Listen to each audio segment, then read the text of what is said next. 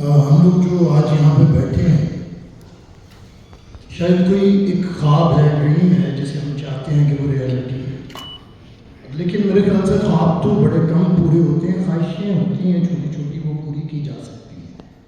تو وہ کہتے ہیں کہ میں ایک خواب مسلسل دیکھتا ہوں، میرے مولا مجھے تعبیر دے دے، میری کچھ چھوٹی چھوٹی خواہشیں ہیں، کرم سے ان کو اپنے صورتیں دے، سویرے جب بھی کوئی گھر سے نکلے بخیر و عافیت واپس بھی آئے، میرے بچے کم از کم اتنا پڑھ لیں کہ اپنا نام تو کاغذ پہ لکھے، میرے کھیتوں میں اتنے دانے دے دے کہ بھوکا کوئی بھی انسان نہ سوئے، مجھے معلوم ہے تو مہربان۔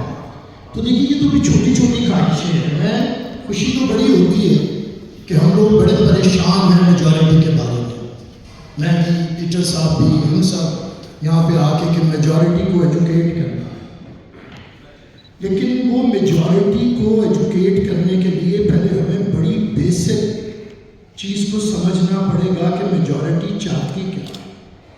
ہم لوگ جتنے بیٹھے ہیں نا، یہ سب کو ایجوکیشن بہترین فیسلٹیز بھی ہیں، ہمیں بھی اور ہمارے بچوں کو۔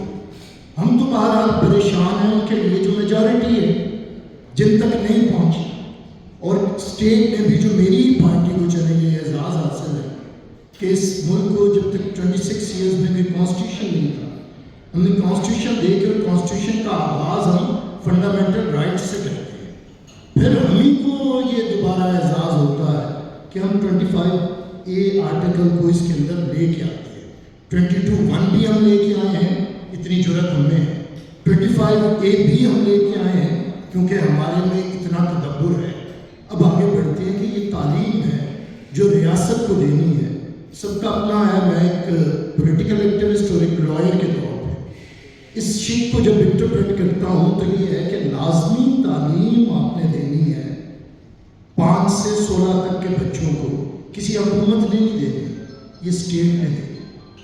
اچھا، اب یہ تعلیم کیا ہے؟ علم کو آپ ایک منظم انداز میں کسی ادارے کے ذریعے پہنچائیں گے۔ پہلی بات کہ وہ کون سی لازمی تعلیم ہے جو آپ کو دینی ہے؟ پہلا سوال۔ آپ کا ٹالرنس کا اور پیس کا میں بھولا نہیں ہوں، اور ایکسٹریمزم کا میں اس کے ساتھ ہی، لیکن جب تک ہم ایجوکیشن کو نہیں سمجھیں گے ان چیزوں کو نہیں سمجھ سکتے ہیں۔ جتنی گفتگو ہوئی وہ بڑی ایک ٹیکنیکل لیول کے اوپر ہے، اور میں اپریشیٹ بھی کرتا ہوں اور ہونا بھی چاہیے، لیکن بنیادی چیز میجورٹی 80-90% کی کچھ اور ہے۔ ان کی مصیبت یہ ہے بھائی کہ پاکستان جب سے بنا ہے یہاں پہ 2 طرح کا نظام تعلیم ہے، ایک جو حکمران بناتا ہے اور ایک جو محکوم بناتا ہے۔ ایک وہ ہیں جنہیں زبان سکھائی جا رہی ہے انگریزی انگریزی انگریزی تاکہ وہ رول کریں، کمپیٹیٹو ایگزام بھی اس کے تحت ہوں گے، اور ایک وہ ہے جسے 6ٹھی کلاس سے انگریزی شروع کروا کے تو آپ نے تو پہلے ہی ڈفرینشیٹ کیا کہ ایک جو اقلیت ہے وہ حاکم ہوگی اور جو اکثریت ہے وہ محکوم ہوگی۔ اس کے ساتھ آپ کا ایجوکیشن نظام کھڑا ہے۔ دوسری بات، جب اسٹیٹ نے ذمہ داری لی کہ ہم پڑھائیں گے، اس پہ غلطیاں ہو سکتی ہیں 70s میں ہمارے پرائیویٹائزیشن میں، جس میں میں ہمیشہ کرٹیسائز کرتا ہوں کہ جن اداروں کا مشن تھا ایجوکیشن، جیسے مشنری اسکولز تھے، ان سے لے لینا وہ غلط تھا۔ وہ تو کام کر رہے تھے، اسٹیٹ سے پہلے کر رہے تھے، لیکن اسٹیٹ کو ان کے ساتھ مل کے ہی کام کرنا تھا۔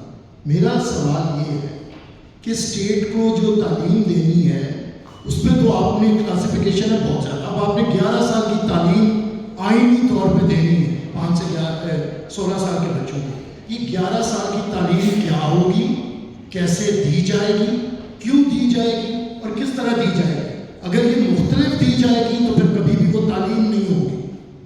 ڈائیورسٹی اور چیز ہے، ڈائیورسٹی تو ہمیشہ وہ کہتے ہیں نا، یہ تو جنراسٹی ہے، اللہ کی خدا کی سخاوت کو ڈائیورسٹی کہتے ہیں۔ ایک طرح کے تنوع نہ ہو تو خوبصورتی نہیں ہوگی، لیکن بات یہ ہے کہ یہ جو آپ امتیاز برتتے ہیں، کمتر اور برتر بناتے ہیں، یہ انسان نہ کرے، پہلی بات۔ دوسرا، میں نہیں سمجھتا، یہ تو میں بالکل اس چیز سے اگری کرتا ہوں 22(1) سے کہ ریلیجس ایجوکیشن ہے جو وہ زبردستی تو کسی کو نہیں ہوتا، لیکن ایک بات سوچنے کی بھی ہے کہ اگر آپ کو ٹالرنس بڑھانی ہے تو مجھے پوری ہسٹری میں اگر آپ مسیح کو نکال دیں گے تو آپ ٹالرنس کیسے بڑھائیں گے؟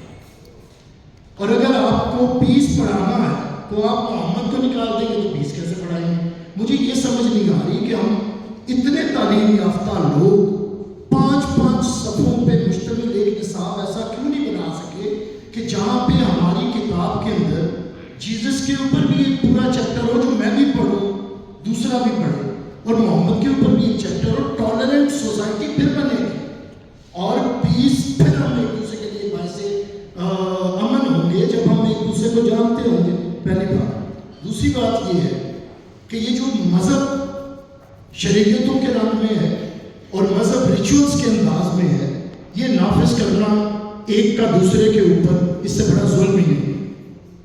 میں اسے ظلم سمجھتا ہوں، پیپلز پارٹی بھی سمجھتی ہے، اسے روکنا چاہیے، یہ نہیں ہونا چاہیے۔ لیکن یہ بھی کوئی بات نہیں ہے کہ آپ کے محض کسی کو ریلیجیس ہونے کی وجہ سے اس سے انکار کر کے آنکھیں بند کر دیں۔ آپ کے نصاب کے اندر محمد بن قاسم موجود ہو، آپ کے نصاب کے اندر محمود غزنوی موجود ہو، کیوں ہو؟ کیا آپ کسی ایک کو شامل کرنا چاہ رہے ہیں؟ سوال ہے بالکل ٹھیک۔ جی آپ خوب فرما رہے ہیں۔ آپ نے 2018 میں شاید ایک کالم لکھا تھا کہ when the nights are long, hope comes with the dawn۔ آپ جواب جن سے لینے آئیں گے اسی لیے 75 سالوں میں جواب نہیں ملے گا۔ تو ہم آپ کی سنیں میرے سے سنیں، سوال یہ نہیں ہوتا، کبھی سوال کا جواب نہیں ہوتا اور سوال نہیں ہوتا۔ میں یہی کہنا چاہ رہا ہوں۔ پہلی بات یہ ہے کہ یہ کتنی بدنصیبی ہے کہ اس ملک کے اندر جو پریشر گروپس ہیں وہ کون ہیں؟ کاروباری طبقہ، آپ کا یہ پراپرٹی آنرز۔ کیوں انٹلیکچوئلز پریشر گروپ نہیں بناتے ہیں؟ سول سوسائٹی پریشر گروپ نہیں بناتی ہے، کیوں نہیں بنتی ہے؟ یہاں پہ بیٹھ کے جب ہم باتیں کرتے ہیں ان باتوں کے ساتھ آپ ریزلٹس نہیں لیں۔ میرا یہ ہے کہ اگر آپ 25A کو 184(3) کے تحت جا کے آپ امپلیمنٹ کروانے کو جائیں گے تو ان کے پہلے کون سے سارے فیصلے امپلیمنٹ ہو گئے ہیں جو جسٹس جیلانی صاحب دے کے گئے ہیں؟ کیا ہو گیا؟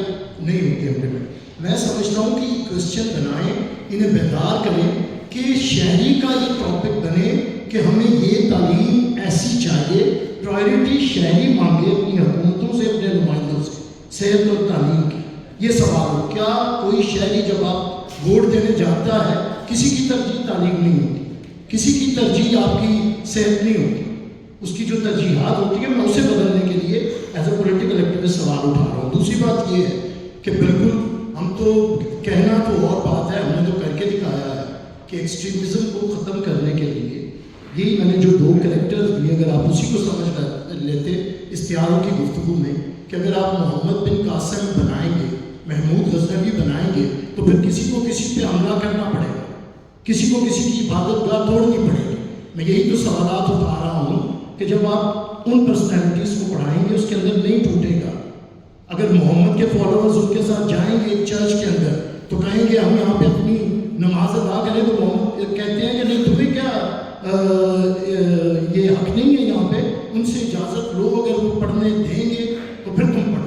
تو بات یہ میں اس لیے یہ بات کر رہا ہوں، ہم نے کچھ چیزوں کو بالکل اس طرح سمجھا ہے کہ ان پہ بات ہی نہ کریں، ان پہ بات نہیں کی جائے گی تو آپ ایک دوسرے کو سمجھیں گے نہیں۔ اور دوسری بات یہ میں آخری جہاں پہ میں سم اپ کرنا چاہوں گا بات کو، میں سمجھتا ہوں بنیادی چیزیں ڈسکس ہونی چاہیے۔